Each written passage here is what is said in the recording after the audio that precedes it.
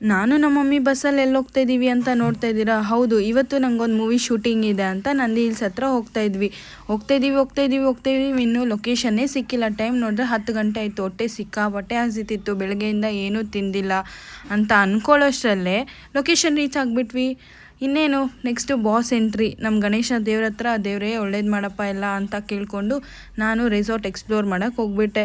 ಆಮೇಲೆ ನಮ್ಮ ಮಮ್ಮಿ ಬೈದು ಫಸ್ಟು ಟಿಫನ್ ಮಾಡು ಮತ್ತು ಕರೀತಾರೆ ಲೇಟ್ ಆಗುತ್ತೆ ಅಂತ ಹೇಳಿದ್ರು.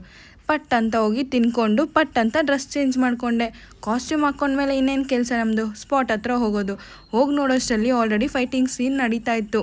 ಮತ್ತು ನನ್ನನ್ನು ಕರೀತಾರೆ ಅಂತ ನಾನು ಹೋಗಿ ಪಟ್ ಅಂತ ಮೇಕಪ್ ಮಾಡಿಸ್ಕೊಂಡಿದ್ದ ಖುಷಿಗೆ ಪಟ್ ಅಂತ ಹೋಗಿ ಒಂದು ವಿಡಿಯೋ ಕ್ಲಿಪ್ಪಿಂಗ್ ಮಾಡಿಕೊಂಡೆ. ಆದಮೇಲೆ ಇನ್ನೇನು ಕೆಲಸ? ಸ್ಪಾಟ್ ಹತ್ರ ಹೋಗೋದು, ಶೂಟಿಂಗ್ ಮುಗಿಸ್ಕೊಳ್ಳೋದು. ಅಷ್ಟರಲ್ಲಿ ಮಧ್ಯಾಹ್ನ ಆಗಿತ್ತು. ಹೋಗಿ ಲಂಚ್ ಮಾಡಿಕೊಂಡು ರೂಮ್ ಹತ್ರ ಬರೋಷ್ಟರಲ್ಲಿ ಕಾಸ್ಟ್ಯೂಮ್ ಚೇಂಜ್ ಮಾಡ್ಕೊಂಡು ಸ್ಪಾಟ್ ಹತ್ರ ಹೋದ್ಮೇಲೆ ಗೊತ್ತಾಯಿತು ನನ್ನನ್ನು ಈ ಥರ ಎಲ್ಲ ಸಾಯಿಸ್ತಾರೆ ಅಂತ. ಸರಿ ಆಯಿತು ಅಂತ ಅಂದ್ಕೊಂಡು ಆ್ಯಕ್ಟ್ ಮಾಡ್ತಿದ್ದೆ. ಅವ್ರಿಗಿದ್ದಿದ್ದ ಕೋಪನ ತೀರಿಸ್ಕೊಳ್ಳೋಕ್ಕೆ ನನ್ನ ಕತ್ತಿ ಇಸ್ಕಿ ಪೂಲ್ ಒಳಗಡೆ ಬಿಸಾಕ್ಬಿಟ್ರು. ಇಲ್ಲಿಗೆ ನನ್ನ ಕತೆ ಮುಗೀತು. ಆಮೇಲೆ ನಾನು ಎದ್ದು ಫ್ರೆಶ್ ಅಪ್ ಆಗಿ ಫುಲ್ ರೆಸಾರ್ಟ್ ಎಕ್ಸ್ಪ್ಲೋರ್ ಮಾಡ್ಕೊಂಡು ಬಂದೆ. ಅಷ್ಟರಲ್ಲಿ ಕತ್ಲಾಗಿತ್ತು. ಇನ್ನೇನು ನನ್ನ ಕೆಲಸ ಮುಗೀತಲ್ಲ ಅಂತ ರೆಸಾರ್ಟಿಗೆ ಒಂದು ಟಾಟಾ ಬಾಯ್ ಹೇಳಿ ಮನೆಗೆ ಹೊರಟೆ.